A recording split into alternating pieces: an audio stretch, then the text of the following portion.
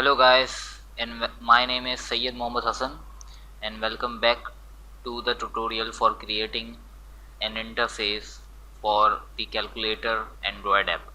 तो इस ट्यूटोरियल में मैं इंटरफेस कंप्लीट करूँगा।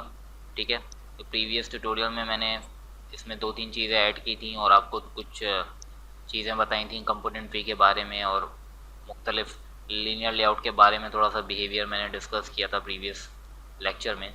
अब इस ट्यूटोरियल में जो है इंटरफेस जो है वो मैं कंप्लीट करूँगा। तो सबसे पहले तो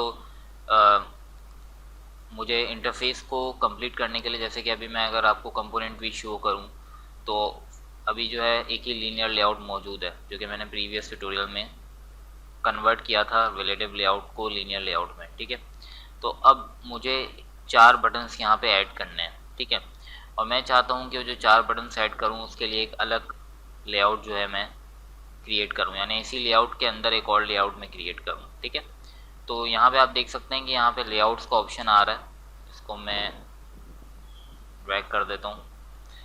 ठीक है ना, तो यहाँ से जो मुझे लेआउट चूज़ करना है वो हॉरिजॉन्टल चूज़ करना है, तो मैंने इस पर क्लिक किया और उसको ड्रैग किया। ठीक है, अब यहाँ पे ऑप्शन बता रहा है कि आपको कहाँ पे इसको प्लेस करना है। ठीक है, तो मैं चाह रहा हूँ कि मैं इसको इधर प्लेस करूँ जो दूसरी एडिट टेक्स्ट फील्ड है उसके नीचे। ठीक है, तो मैंने यहाँ पे ला के इसको छोड़ दिया। तो आप देख सकते हैं कि यहाँ पे ये जो लीनियर लेआउट है ये एक और यहाँ पे इसी लीनियर लेआउट के अंदर एक और लीनियर लेआउट आ गई जो कि हॉरिजॉन्टल है। ठीक है, अब इस लीनियर लेआउट के अंदर मैं बटन्स ऐड करना चाहता हूँ, तो मैं यहाँ से सेलेक्ट करूँगा स्मॉल बटन्स, क्योंकि मैं इसके अंदर स्मॉल बटन ऐड कर रहा हूँ। ठीक है, मुझे स्मॉल बटन ऐड करना है। मैंने यहाँ पे ला के, ये आप देख सकते हैं कि ऑरेंज हो रहा है। ठीक है, तो इस पर ला के छोड़ दें तो ये इस लेआउट के अंदर ऐड हो गया, ये जो कि मैंने अभी इंसर्ट किया। अभी देख सकते हैं मैं इस पर क्लिक करूँगा तो यहाँ पे ये लेआउट जो है ये सिलेक्ट हो गई। ठीक है, और इस लेआउट के अंदर ये बटन मौजूद है।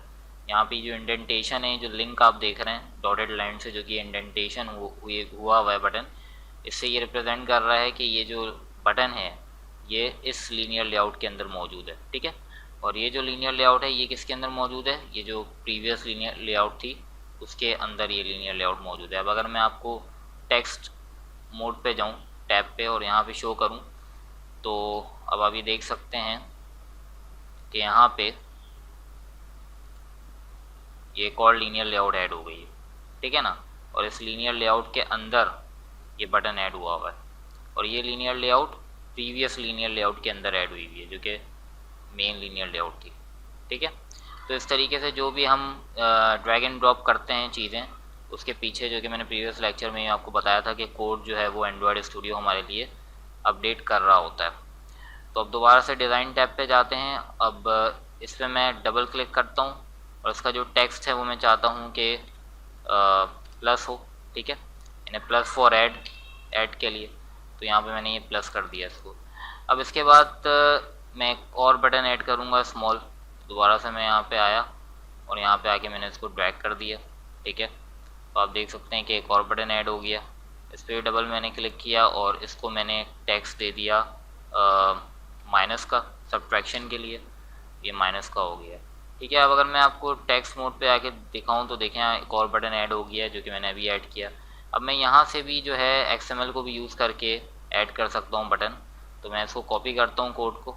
ठीक है, Ctrl+C मैंने दबाया कीबोर्ड पे, तो यहाँ पे इंटर दबा के यहाँ मैंने इसको पेस्ट कर दिया। ठीक है, तो अब यहाँ पे देखें अब एरर आ रहा है। एरर इसलिए आ रहा है क्योंकि आईडीज़ जो हैं वो सेम है, क्योंकि मैंने यहाँ से कॉपी किया यहाँ पे पेस्ट कर दिया, तो आईडीज़ सेम है। तो आईडीज़ जो हैं वो हर व्यू की डिफरेंट होनी चाहिए। तो मैंने यहाँ पे आके इसको बटन 2 था ये, मैंने इसको बटन 3 कर दिया। तो आप देख रहे हैं कि एरर जो है वो रिजॉल्व हो गया। ठीक है, अब यहाँ से भी मैं इसका टेक्स्ट चेंज कर सकता हूँ। ये देख रहे हैं अब अभी बटन ये ऐड हो गया डुप्लीकेट। अब इसको मैंने टेक्स्ट कर दिया स्लैश फॉर डिवाइड। ठीक है, डिवाइड के लिए। अब इसी के बाद दोबारा मैंने इसको दूसरे बटन के लिए मल्टीप्लाई के लिए भी मैंने यहाँ पेस्ट किया, और पेस्ट करने के बाद मैंने इसकी आईडी चेंज की बटन 4, और यहाँ पे आगे मैंने इसको टेक्स्ट दे दिया मल्टीप्लाई के लिए स्टैटिक। ठीक है, तो इस तरीके से हम जो है XML फाइल को भी यूज़ करते हैं और फर्दर लेक्चर्स में मैं जो है ज़्यादातर इसी को यूज़ करूँगा। तो ये प्रेफरेंस के ऊपर होता है, या आपके ऊपर है कि आप ड्रैग एंड ड्रॉप ज़्यादा यूज़ करना चाह रहे हैं या XML फाइल। लेकिन XML फाइल को यूज़ करने का फ़ायदा ये है कि हमारे पास इसमें ज़्यादा कंट्रोल होता है, हम इसके अंदर इन डेप्थ जो है चीज़ों को चेंज कर सकते हैं और उसको अपडेट कर सकते हैं, ठीक है। और अगर ड्रैग एंड ड्रॉप को यूज़ करना है तो उसमें बस सीधी स्ट्रेट फॉरवर्ड चीज़ होती है कि आपने ड्रैग किया और ड्रॉप कर दिया, ठीक है। तो अब डिज़ाइन टैब पे दोबारा जाता हूँ मैं। अब आप ये देख सकते हैं कि अभी इस लीनियर लेआउट के अंदर जो है ये 4 बटन्स जो हैं ये मौजूद हैं, ठीक है। अब मैंने अभी यहाँ पे इस लीनियर लेआउट को क्लिक किया, ठीक है। अब अभी देख सकते हैं कि ये सेलेक्ट हुआ हुआ है लीनियर लेआउट। अब मैं यहाँ पे इसकी प्रॉपर्टीज़ जो हैं वो एक्टिवेटेड हैं इस लीनियर लेआउट की, ठीक है। तो मैं यहाँ पे अगर बैकग्राउंड पे आऊँ और इस बटन पे क्लिक करूँ तो यहाँ से मैं इस कलर पैलेट पे आके इसके कलर को, बैकग्राउंड कलर को इस लीनियर लेआउट के चेंज कर सकता हूँ। जैसे कि मैं ये कलर ले लेता हूँ लेट सपोज, और मैं इसको ओके करता हूँ तो आप देख सकते हैं कि इसका जो कलर है वो चेंज हो गया, ठीक है, इसके बैकग्राउंड का। तो ये आप इस तरीके से कोई भी कलर जो है वो चूज़ कर सकते हैं अगर आप चाहते हैं तो। लेकिन फ़िलहाल मैं इसमें जो है कोई कलर नहीं देना चाह रहा, तो मैं इसको जो है आई एम सॉरी, मैंने इसको प्रेस कर दिया इस लीनियर लेआउट को सेलेक्ट करके, ठीक है। मैं इसको कोई कलर नहीं देना चाह रहा, मैं यही वाला कलर यूज़ करना चाह रहा हूँ, तो मैंने इसको यहाँ से हटा दिया वो कलर, ठीक है। तो अब मुझे क्या करना है, सबसे पहले तो मैंने आपके सामने यहाँ पे बटन सेट कर दिए 4, ठीक है। अब इन 4 बटन्स को मुझे सेंटर में पोजीशन करना है, ठीक है ना। तो इसको सेंटर में पोजीशन करने के लिए हम क्या कर सकते हैं कि तो लीनियर लेआउट को सेलेक्ट करें, ठीक है, और इन चारों बटन्स को सेंटर में करने के लिए ग्रेविटी के इस ऑप्शन को खोलें और यहाँ पे आप देख सकते हैं कि मुख्तलिफ जो हैं वो पोजीशंस के ऑप्शन आ रहे हैं। तो आपको जो सेलेक्ट करना है वो करना है सेंटर हॉरिजॉन्टल, तो इस पर क्लिक कर दें। तो आप ये देख रहे हैं कि ये जो है बिल्कुल बीच में ये चारों बटन्स जो हैं वो आ गए हैं, ठीक है। तो इस तरीके से जो है हम इसको सेंटर कर सकते हैं हॉरिजॉन्टली, ओके। तो अब इसके बाद जो है मुझे 2-3 चीज़ें और भी आपके साथ डिस्कस करनी है ट्यूटोरियल के अंदर। एक तो आप ये देख रहे हैं कि यहाँ पे कुछ ये मुख्तलिफ लाइन्स आ रही होती हैं, ठीक है। येलो कलर की आप देख रहे हैं लाइन्स आ रही हैं। जब मैं इस पर अपना माउस ओवर कर रहा हूँ तो ये मुझे कुछ चीज़ें बता रहा है, ठीक है। तो ये बेसिकली एरर्स होते हैं, ठीक है।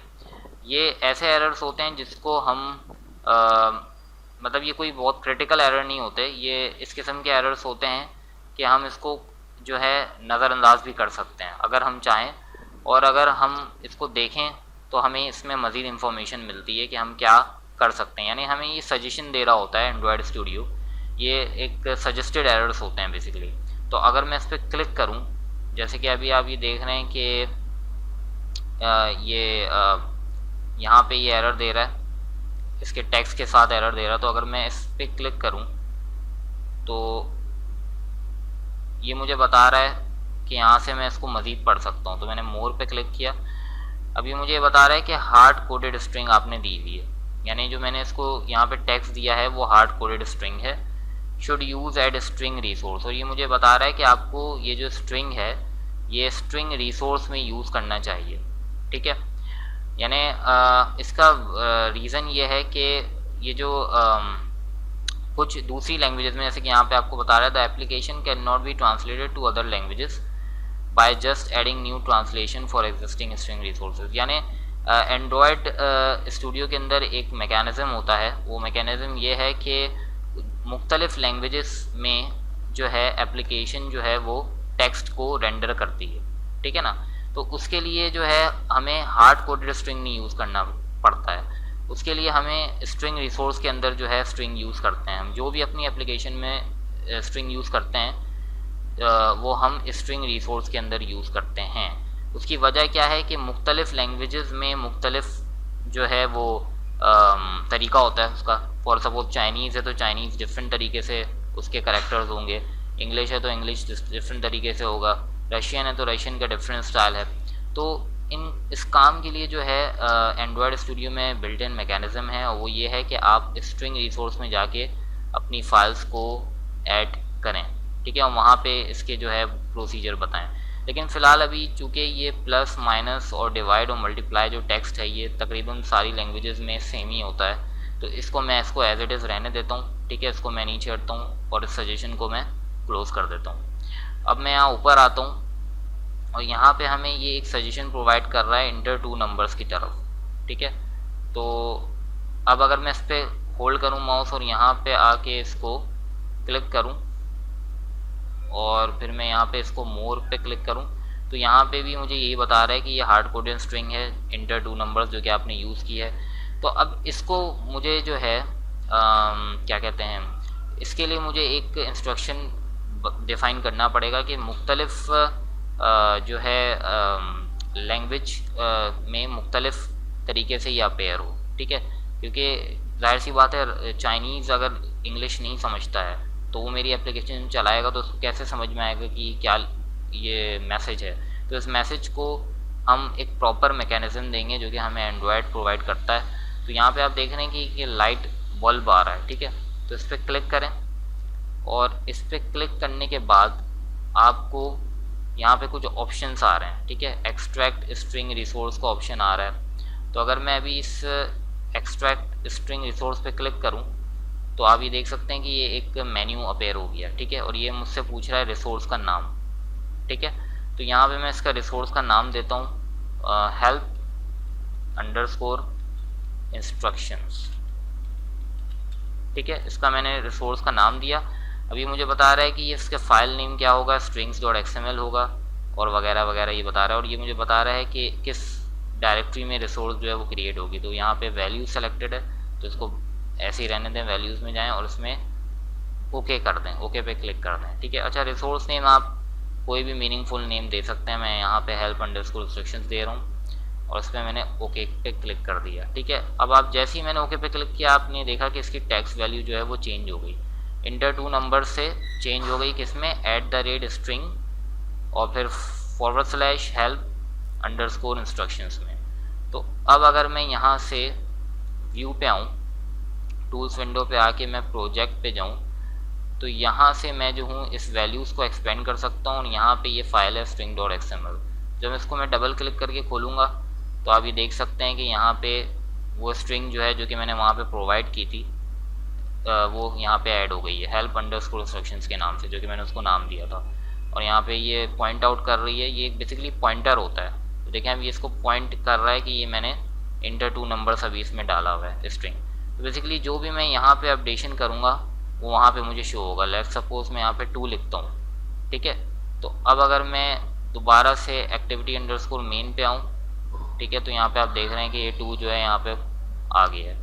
तो इस तरीके से अब जो भी मैं अपडेशन करूँगा इधर आके तो वो वहाँ पे कॉरस्पॉन्डिंगली जो है वो अपडेट होता रहेगा। तो अभी मैं इसको डिलीट कर देता हूँ। तो अब दोबारा जाता हूँ मैं एक्टिविटी अंडरस्कोर मेन पे और इसके मैं कंटेंट अंडरस्कोर मेन पे आता हूँ और टेक्स्ट मोड पे आता हूँ, ठीक है।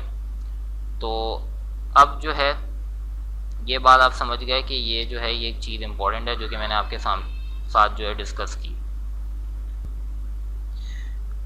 अच्छा, तो अब दोबारा डिज़ाइन टैब पे आ जाते हैं और डिज़ाइन टैब पे आने के बाद अब मैं एक यहाँ पे मैसेज शो करवाना चाह रहा हूँ। तो उस मैसेज के लिए जो है मैं मीडियम टेक्स्ट यूज़ करता हूँ और उसको यहाँ पे आके इसके नीचे जो है मैं ड्रैग कर देता हूँ, ठीक है। और उसको नाम मैं दूंगा रिज़ल्ट, ठीक है। इसको नाम मैंने दिया रिज़ल्ट और फिर मैं इस पर क्लिक करके इसका जो लेआउट है, layout margin from the top, यहाँ पे मैं इसको 20 दे देता हूँ, ठीक है।